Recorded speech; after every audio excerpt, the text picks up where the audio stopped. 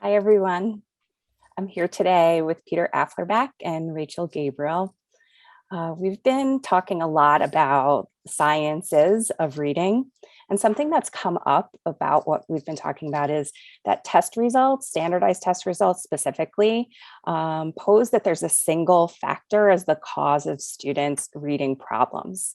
And so we're looking then at a single solution for supporting working through those problems. However, there are a variety of different skills that students need to grow and learn. And so Peter and Rachael are going to be part of our discussion today. If you haven't met them, they are experts in the field and pioneers in guiding our educational practices.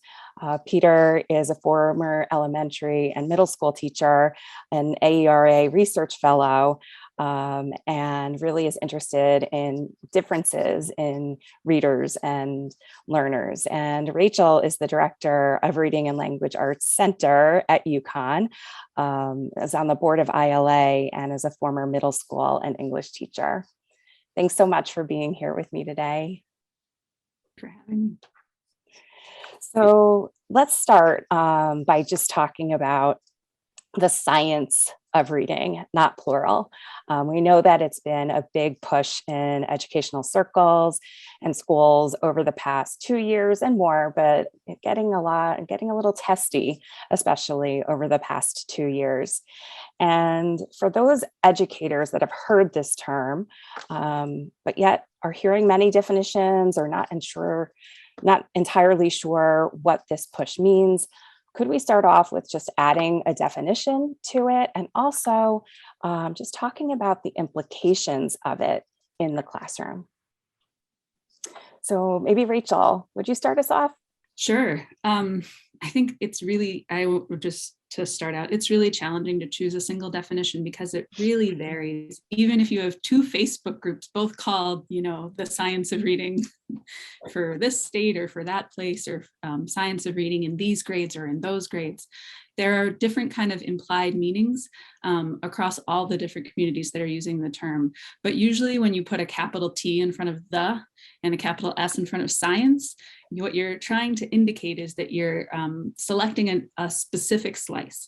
And I think that the specific slice that most people are connecting with when they're talking about the science of reading is cognitive science research, specifically informed by neuroscience over the last 10 or 15 years, that is focused on how children learn to read words. And so it ends up being mostly a conversation about the importance of a specific approach to phonics instruction in early literacy instruction. So it doesn't usually relate to anything beyond early literacy development. And it doesn't often relate to the components of reading that are outside of phonics and phonemic awareness, although it absolutely could. And in some groups and communities does. But I think the center of that Venn diagram is really focused on the sound system of English and how it connects with orthography, spelling. Mm-hmm. And obviously, while important, what can be happening then in classrooms where the science of reading becomes the one and only focus of reading instruction? Peter, what have you noticed about that? Well, just to, I think to step back, I think the idea behind the science of reading is that we want classroom practice to be based on our best evidence of what matters in kids' literacy and reading development. And the science of reading is based on this model where research is done and results of the research are analyzed. And when there are significant differences in approaches to a particular instructional approach, you might be tempted to say that science is stepping in and saying this is a superior or beneficial way to have kids learn how to read. As Rachael has noted, there's a tendency to have a very narrow slice of the big science of reading prominent in early literacy development, in advocating for particular reading instruction programs. And I would argue long and I think confidently that the narrow slice of the science of reading is essential. Kids do need to know phonics. They do need to know phonemic awareness, but that it's only a slice. There's a much more broad set of research results, theory that should be informing our best practice in the classroom. So let's go there, Mhm. Peter. So we know that both of you have been advocating for the sciences of reading. So it's not just about that one slice. Right. And so maybe just take a moment to share what you mean by this in terms of sciences of reading. And maybe also talk about what is most important at the school level to keep in mind. Yeah. Well, Rachel knows this as well as I do, or better, directing reading clinics and having taught, that any teacher who's accomplished in the classroom knows that being good at teaching reading strategies and skills is essential. But those teachers also understand that a child who is not motivated, a child who's not engaged, a child who does not believe in self is going to have a tough time, however well planned and however well delivered a reading lesson is. And it turns out that in the last few decades, we've had a huge surge of research in what I would say are the sciences of reading. And this research really serves as I would say, a bolster to what good teachers are already doing, which is they're paying attention to whether or not their students are motivated. And if not, they're working on that key to motivation and engagement. They're working with the students, and I would say especially struggling students, who they go through their reading lives doubting themselves. They do not believe in themselves. And someone who doesn't believe in themselves and doesn't believe that they can succeed at any particular task tends to withdraw and not give effort. And sadly, that's part of the profile of the students that I've seen in the reading clinic at the University of Maryland, and when I've been an elementary and middle school teacher. And, I like to think about, I don't like to think about this, but I think it's a useful comparison. Adults often have the option of opting out of things that they don't feel secure with, that they don't succeed at. But our struggling readers have to come to school every day and face this reality of, well, I didn't do so well this last day or this last week or this last year or my entire school career. And yet here I am again being asked to bear down and try to succeed at something that I haven't had success with. And human nature is such that we don't really want to be involved in things that continually send a message that we are failing or not successful. So, and there are broad sciences that support both the importance of these things in human development, including reading development, but also can inform our best classroom practice. Absolutely. It sounds like, and I think we've said this before in conversations we've had, what you're talking about is so human, that we're not just looking at the reading skills that a child can show us, but we're looking at them as an entire human being around reading. And when we look at that entire human in front of us, there's no choice but to be better at reaching each student and helping them elevate their learning. It's such an important part. We can get so clinical in education, and kids can become somebody that we see only one part of when we really are looking to see the whole human in order to help them continue to grow and learn. And to have that type of that research behind it too, to balance that out for us as educators is so important. So Rachel, I'm sure you have some wonderfully insightful things to add to what Peter just shared. I am the student in this discussion. I think it's worth pointing out that I still use I have always used textbooks written by Dr. Afflerbach in my courses until I switched textbooks to the other ones that he's written. So Well, thank you. So yeah, I have something to say, kinda. But I think what Peter has outlined eloquently in this and in his other episode on this podcast, which everybody needs to check out, is the yes and argument, which I think is an intellectually generous argument, because a lot of folks have chosen to kind of nitpick at whether we want to say a full yes or no to that. And I agree, it's a pretty full yes. And there are other components, there are other considerations. What I've been thinking about recently is the how and why. So instead of yes and, yes, here's how, and yes, here's why.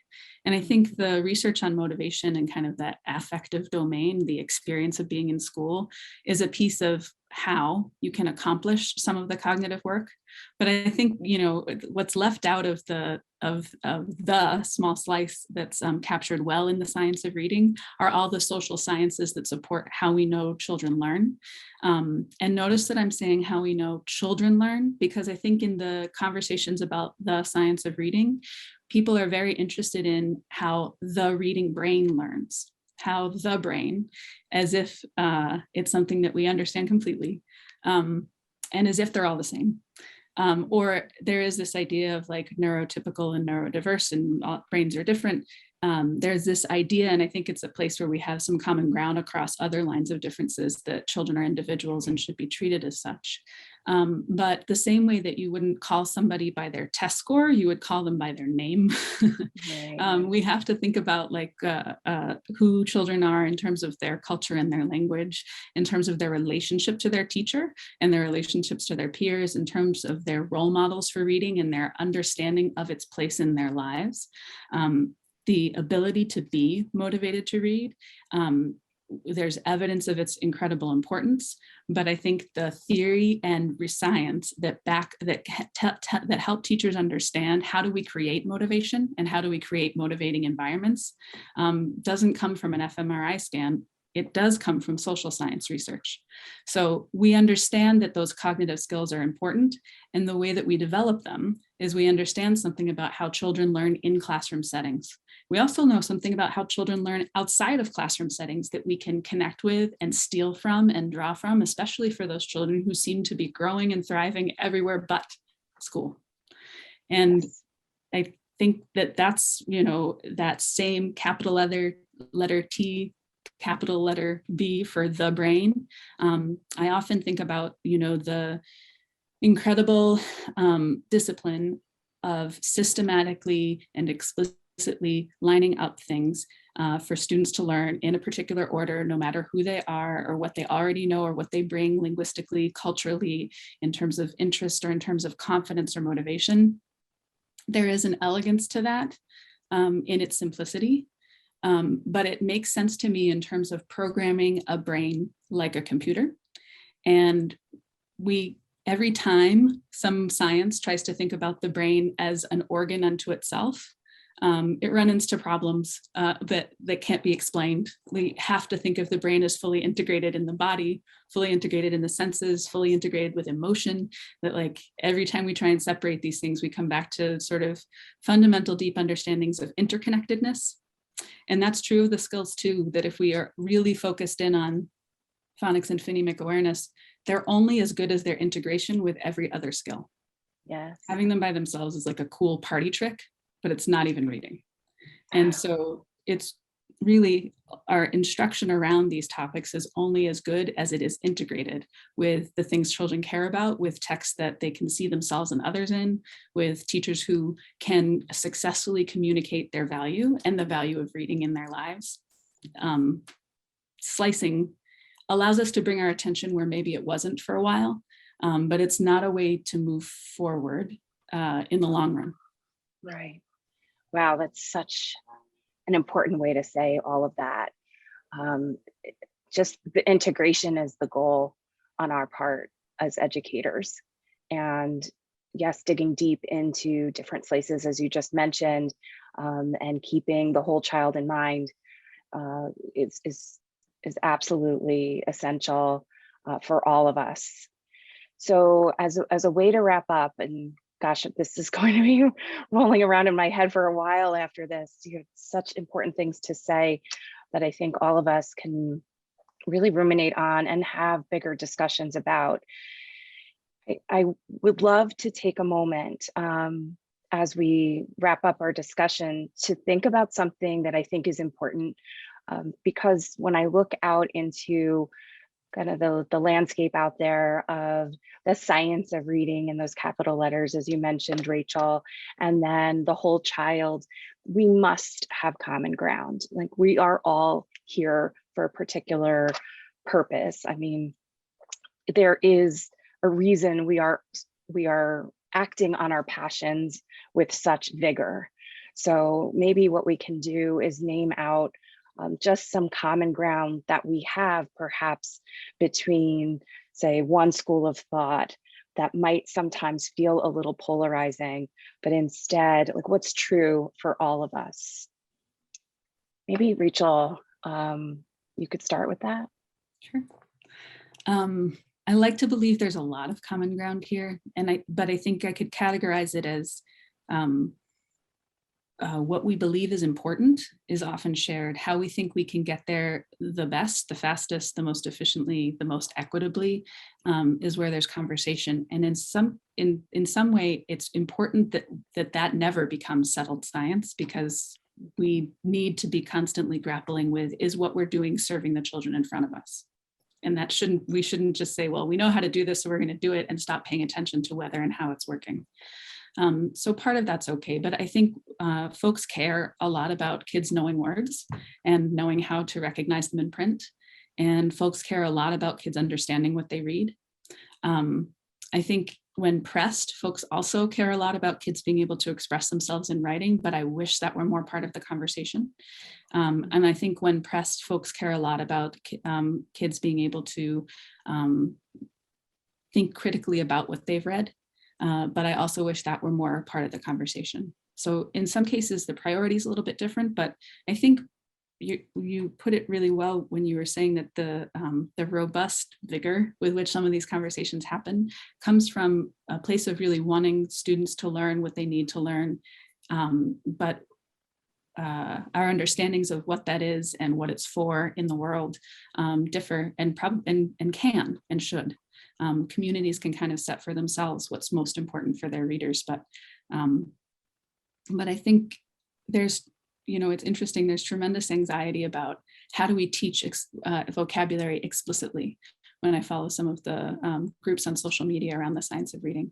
And this is where I think social science gives us a lot of answers, because we can't systematically manually teach each of the words that kids need to know. We can't manually teach all of the background knowledge that kids need to know. We've got to find ways to first get them rolling on a cycle of reading success so that they can find it on their own, but also connect to their other, as Peter would say, and others, and Louis Malle would originate other funds of knowledge so that they can bring that. I think we want kids to be able to read well and to communicate using print. And we have a healthy diversity of ideas of how to get there. There's sure do. Yes. And Peter, what are you thinking about in terms of I'm thinking I love listening to Rachel talk. She's pretty sharp mind. And I would, I'd go back to the idea that the National Reading Panel report, on which a lot of current science, singular, of reading is still based, is over 20 years old. And, I would hope that in any science, we have the idea that our understandings evolve based on findings that come in every year or every decade. Mm-hmm. And in the last 2 decades, since the National Reading Panel report was published, we've really benefited from an incredible amount of diverse research, as Rachel has said, from really disparate fields mm-hmm. that are actually unified in good instruction. And I would say like a common ground would be something like this. When we look at, and I'm going to go back to the struggling reader idea, because I know that most classroom teachers try their best to help the struggling reader, because they're calling out for the attention that they deserve and that they need. What do we do with skills and strategies that Rachel and I both would clearly state are essential for reading development, but how do we wrap those in motivation and engagement, and how do we build self-efficacy, and how do we help kids create healthy mindsets where they're making the appropriate attributions for whether or not they succeed? And to me, that's a sort of elaboration of a pure skill and strategy approach to teaching, where you take advantage of the research, that would be the sciences of reading, and you make a classroom that is, you have a lot of symbiotic relationships. We know that if children start to experience success, they get a boost to their self-efficacy. And when your self-efficacy is rising, you tend to be more motivated and engaged in the tasks that your teacher asks of you or that you choose for yourself. And as your self-efficacy, motivation, and engagement increase, it's not too hard for a teacher to help point out to a student how what they're doing is contributing to their success. So then you can go after attribution development, good attribution development. So the idea of symbiosis across these different sciences, to me, is very, very compelling. And if you study successful reading teachers, you see this happening. Whether or not they name it as such, you see attention to all of these essential ingredients of becoming a better reader. And they hark back to the sciences of reading, and they, to me, they really describe what I wish was like a lot more commonality than what I would say is like bipolarism in the debates that are out there. It's not arguing against skills and strategies. It's thinking about what's the environmental surround of strategy and skill development and instruction that's most beneficial to a teacher, which then, of course, is most beneficial to the students in the classroom. Yes, I'm going to go back to what Rachel said earlier about this yes and approach to reading instruction, inspired by you, Peter, and the way that you have been approaching this. So maybe we can just wrap up by keeping in mind that what we continue to learn about reading instruction, we can think about in those words, yes, and we can move ahead with that in mind as we just are always refining our instruction and rethinking ways that we can best support readers as they grow. Great. Thanks for joining me today. This was a wonderful conversation. Thank you so My much. pleasure. Thank you.